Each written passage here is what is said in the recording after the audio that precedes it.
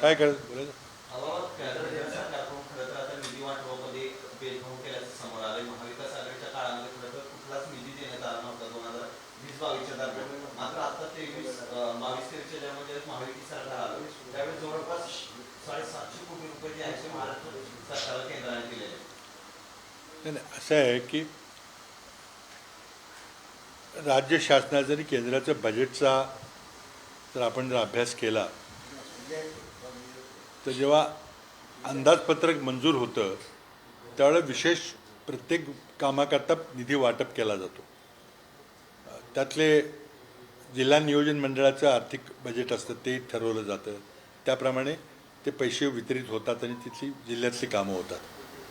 काही ग्रामीण विकासचे काही कार्यक्रम आहेत, रस्ते करणं, समाज मंदिर करणं किंवा ग्रामपंचायत कार्यालय बांधणं याकरता निधी आहे. पण तो वाटप करताना लोकप्रतिनिधी आमदारांच्या शिफारसीवर तो निधी वाटप केला जातो. म्हणजे त्या विधानसभा मतदारसंघाचा जो आमदार प्रतिनिधित्व करतो त्याच्या मतदारसंघात ते पैसे योग्य प्रमाणे वितरित होतील. पण त्यामध्ये जर काही आमदारांचे चेहरे बघून द्यायचे किंवा नाही द्यायचे हे जर ठरवायला लागलं तर मग ही असलेली प्रथा ही मोडकळीस येईल अशा प्रकारे आता घडलेलं आहे.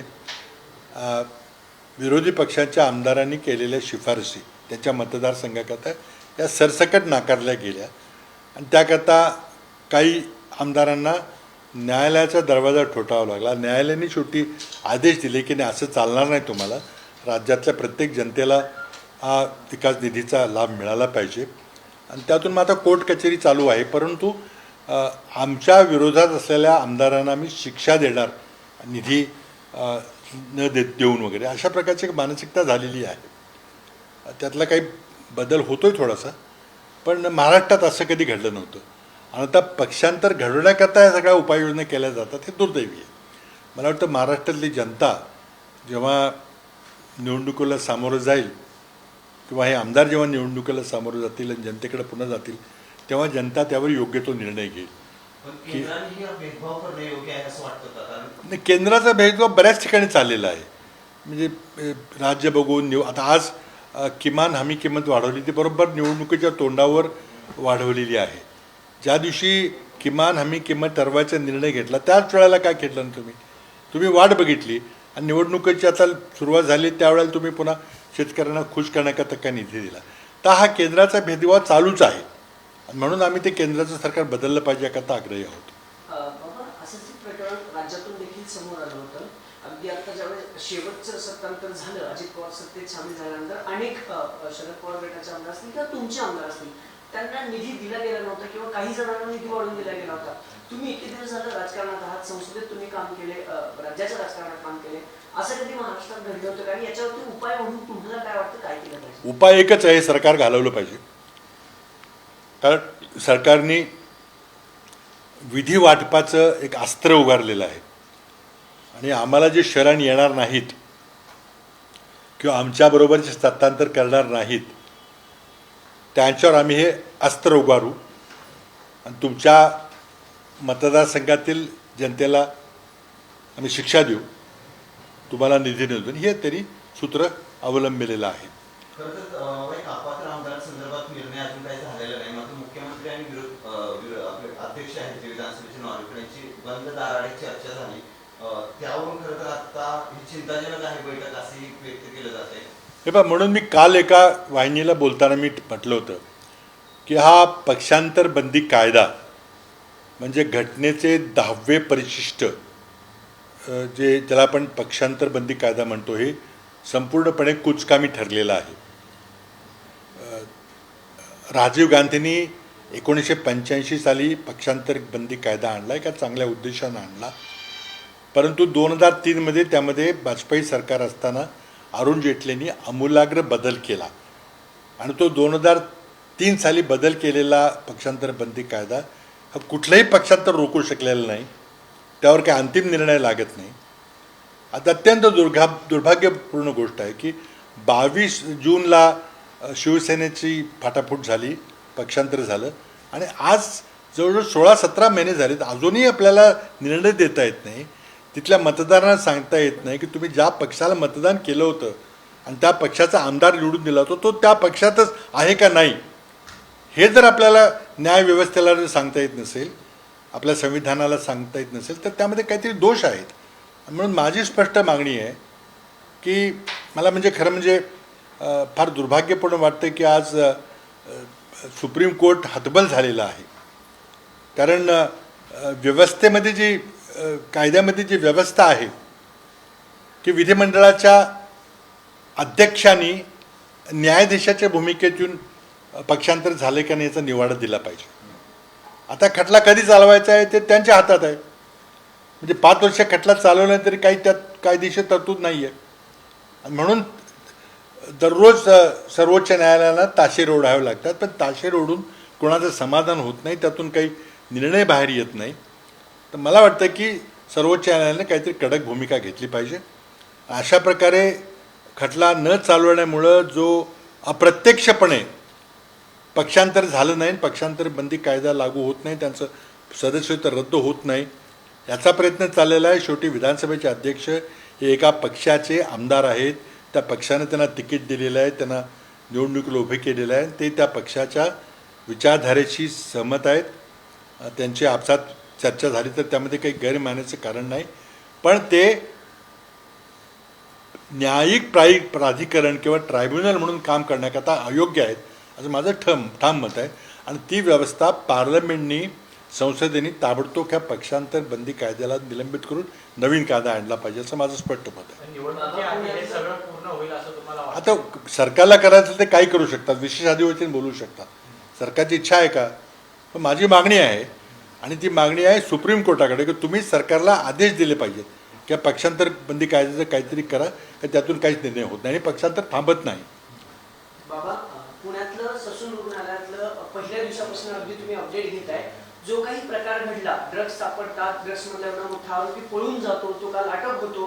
अटक झाल्यानंतर त्याचं स्टेटमेंट आहे की मला पळवले गेले, मी पळवलं नाहीये.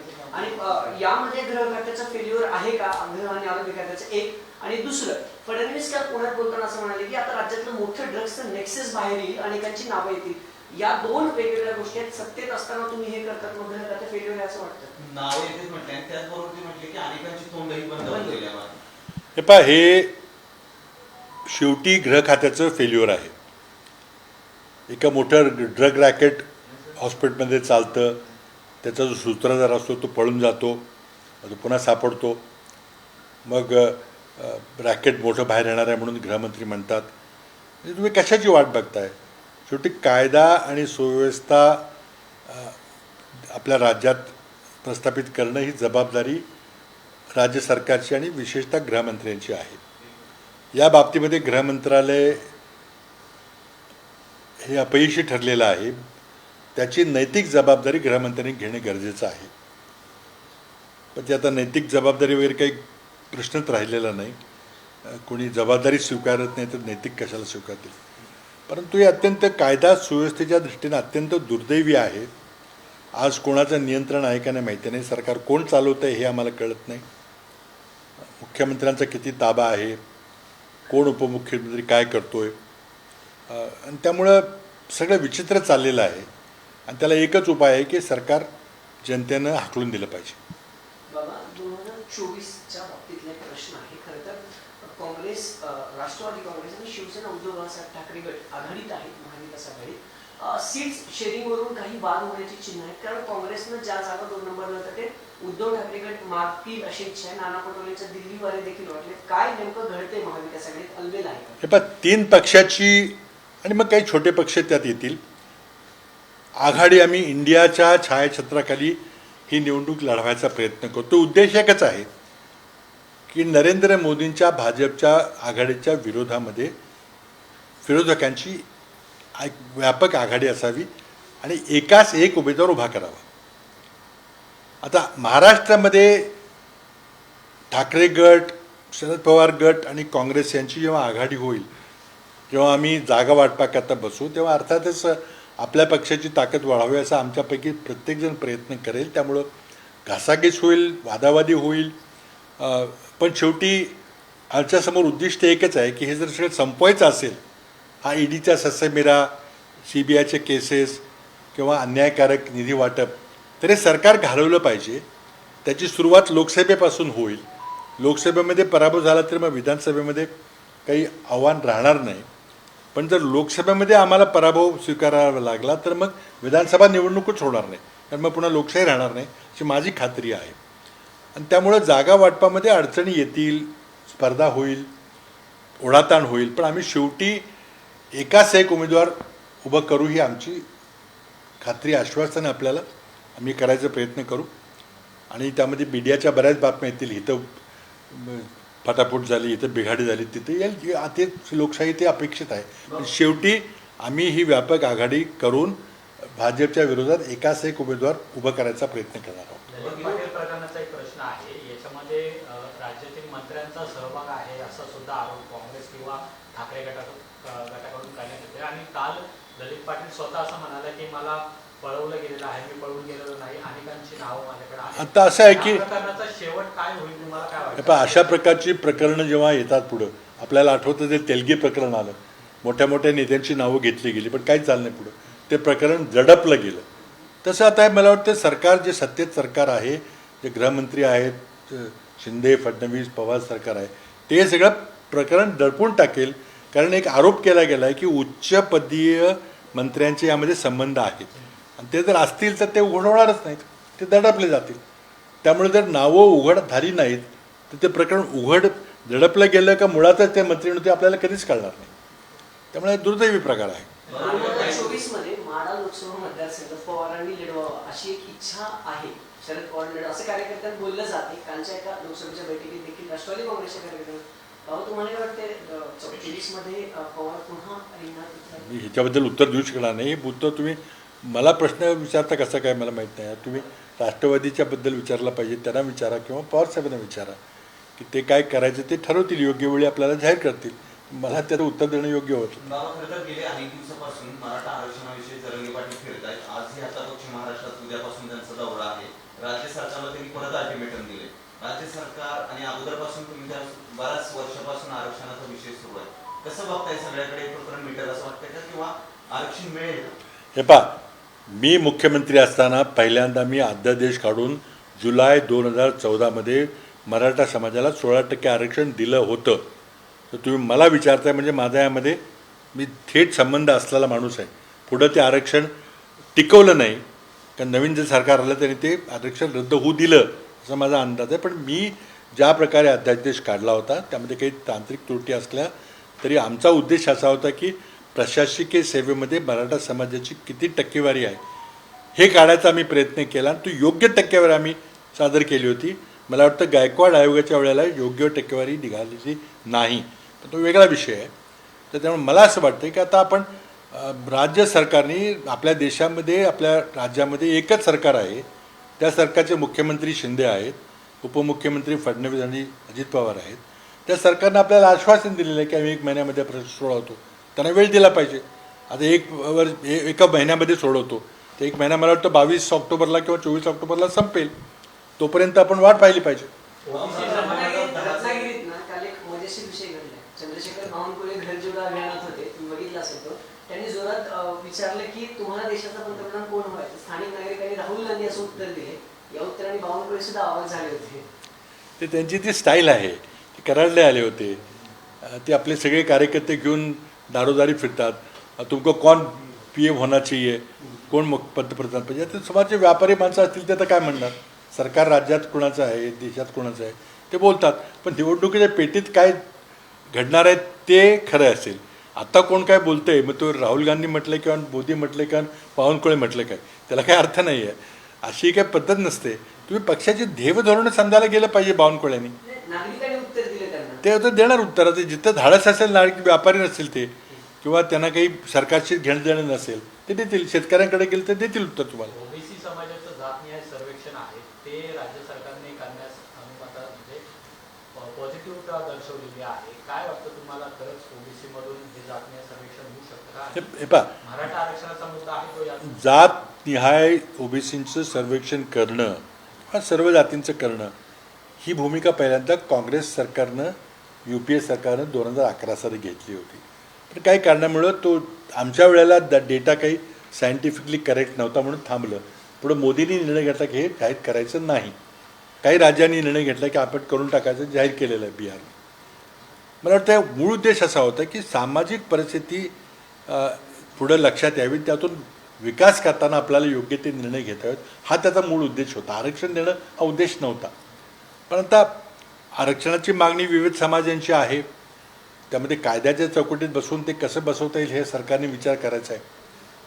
तर मराठा समाजाच्या आरक्षणाबद्दल काही एक त्यांनी वेळ मागितलेला आहे महिन्याभराचा, तो वेळ आता मला वाटतं तोपर्यंत ते सगळे मंत्रिमंडळाचे अधिकारी सगळे विचार करत आहेत. तर निश्चितच काहीतरी चांगलं मार्ग ते काढतील अशी अपेक्षा करूया. नाही काढलं तर पुढं काय करायचं आम्ही ठरवू. शेवटचा प्रश्न असेल, 2010चं जे प्रकरण आता बोरवणकरांना आमच्या पुस्तकातून आलं, त्यावेळेस मी नंतर मुख्यमंत्री होते, त्यांची बदली झाली त्या काळामध्ये, तर त्या प्रकरणाचं खरं तर कशा प्रकारे ते होतं किंवा त्यांची बदलीच्या वेळेस? आता मी यावर बरंचसं बोललेलं आहे. जुना प्रकार आहे, 10 वर्षापूर्वीचा आहे, 12 वर्षापूर्वीचा आहे. सगळंच काही लक्षात आहे असं नाही, पण ते पुस्तकाचं मी काही वाचलेलं नाही, पण जो संदर्भ मी आलेला आहे, पाहिलेला आहे, त्यामध्ये त्यांचा आरोप असा आहे की एक जमीन पोलीस खात्याची विक्री करावी, ती विक्री झाली आणि एका बिल्डरनी ती त्या निविदेमधून ती यशस्वीपणे जमीन त्याला मिळाली आणि त्यानंतर मग ती ॲग्रीमेंट झालं जमीन हस्तांतर करायचं. परंतु मग पोलीस आयुक्त असताना त्यांनी मी ही जमीन हस्तांतर करणार नाही अशी काही भूमिका घेतली. पण त्याच्यापेक्षाही महत्त्वाची भूमिका की त्यांच्यावर कोर्टानं ईडीनं जी कारवाई केली 2G प्रकरणामध्ये आणि त्यांच्या सगळ्या प्रॉपर्टीज अटॅच केल्या, त्यामुळे ते प्रकरण तिथं थांबलं. त्यामुळे ती जमीन अजूनही पोलीस खात्याकडे सुरक्षित राहिलेली आहे. हा विषय आहे, हा त्यांनी पुस्तकात नमूद केलेला आहे. माझ्याकडे काही सगळे कागदपत्र नाही, माझ्या आधीचा विषय आहे. मी नोव्हेंबर 2010 आलो, मला वाटतं काहीतरी 10च्या मे जून जुलै महिन्याचा काहीतरी प्रकार आहे. पण त्यामध्ये पुढं त्यांनी माझं नाव एका प्रकरणामध्ये घेतलेलं आहे की जेव्हा माझी बदली झाली, पुणे आयुक्त म्हणून 2 वर्ष त्यांनी काम केलं, त्यानंतर त्यांना त्यांची टर्म संपली आणि त्यांना दुसरी नियुक्ती पाहिजे होती, तेव्हा एक औपचारिकता म्हणून किंवा एक शिष्टाचार म्हणून मुख्यमंत्री कार्यालयाकडून किंवा गृहमंत्र्याकडून विचारणा होते उच्च अधिकाऱ्यांची, तुम्हाला कुठं जावंसं वाटेल. काहींची घरगुती परिस्थिती असते, तर त्यावेळेला त्यांनी पुण्यातच मला दिलं पदस्थापना, तर बरं होईल अशी विनंती केली. त्यांनी सुचवलं की एक जागा रिक्त आहे, CID प्रमुखाची जागा. तर अर्थात जेव्हा या उच्चपदस्थ नियुक्त्या होतात तर पहिल्यांदा एक पोलीस एस्टॅब्लिशमेंट बोर्ड असतं, जसे ACS होम किंवा म्हणजे गृहसचिव, नंतर DG police, director general police वगैरे अशा लोकांचं एक बोर्ड असतं आणि त्या बोर्डातून ते शिफारसी होतात, त्या गृहमंत्र्यांच्याकडं मंजुरीला जातात. त्यामध्ये काही बदल होतात थोडेफार आणि नंतर मग शेवटी ते मुख्यमंत्र्यांच्याकडे सहीला घेतात. ती सगळी प्रक्रिया झाली. त्या प्रक्रियेतून त्यांना ते काही पद मिळू शकलं नाही, कारण ते पद मिळताना पॉलिटिकल एकमत देखील व्हावं लागतं. उपमुख्यमंत्री, पालकमंत्री, गृहमंत्री, मुख्यमंत्री हे वेगवेगळ्या पक्षाचे घटक असल्यामुळं हे सगळे निर्णय समन्वयाने घेतले जातात. आता त्यांनी काहीतरी त्यांच्या पुस्तकामध्ये पॉलिटिकल कंपल्शन असा शब्द वापरलेला आहे, तो शब्द माझ्या तोंडात घातलेला आहे. तर मी बोललो का नाही मला माहिती आहे, पण उद्देश काय आहे की जेव्हा आपण आघाडी सरकार चालवतो तेव्हा महत्त्वाचे निर्णय समन्वयाने होतात.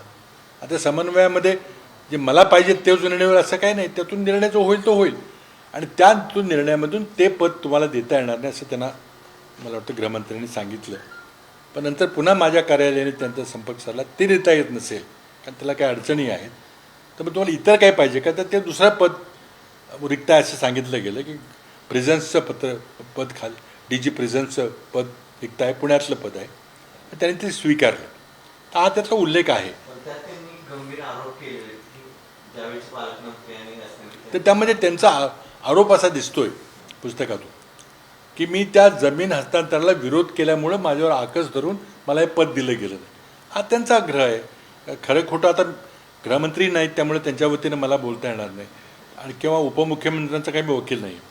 त्यामुळे असं ते काय झालं ते त्याचं ते सांगतील. त्यांनी सांगितलं मला वाटतं पत्रकार परिषद घेऊन काय झालं ते. पण त्यावेळेस दादांचा असं काही हस्तक्षेप वाढायचा का? पालकमंत्री जरी असले तरी सरकारमध्ये तुम्ही आघाडी सरकार होतं, अनेक वेळा तुमच्यामध्ये देखील वाद असल्याचं त्यावेळेस समोर आलेलं होतं ना. आमच्यामध्ये बिलकुल वाद नव्हता, पण आपली मतं असायची. शेवटी आघाडी सरकार असताना आपलं मत मांडणं, आपल्या पक्षाच्या हिताचं मत मांडणं किंवा तुमच्या दृष्टीनं राज्याच्या काय हिताचं ते मत मांडणं हा प्रत्येकाचा अधिकार आहे. उपमुख्यमंत्र्याचं आहेच आहे. तशा प्रकारे मी मतं मांडत असे.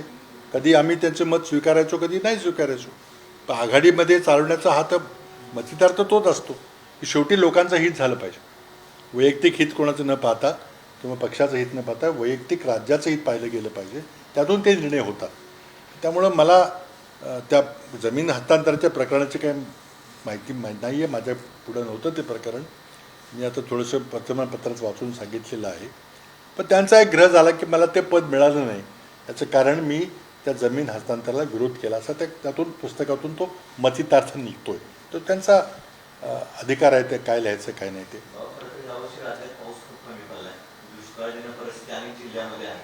सरकार अजून म्हणजे म्हणाल तसं तिकडे लक्ष देत नाही आणि सरकारचं सगळं पक्षांतर्गत त्याच्यातच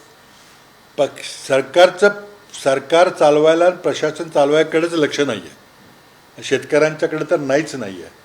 आज राज्यात दुष्काळ पडला आहे आपल्याला माहिती आहे. पाणी टंचाई होईल, भयंकर पाणी टंचाई होण्याची शक्यता आहे. धरणं भरलेली नाहीत. माझ्या जिल्ह्यातली धरणं भरलेली नाहीत आणि त्यामुळे पिण्याच्या पाण्याचं संकट येईल. आता परतीचा पाऊस काही पडताना दिसत नाही आहे. पिकं तर गेलीच. कुठेतरी शेतकऱ्यांना मदतीचा हात दिला पाहिजे, मदत घोषित केली पाहिजे. जिथं पाहिजे तिथं जनावरांच्या छावण्या उभ्या केल्या पाहिजेत. पण सरकारचं इकडे काही लक्ष नाही आहे.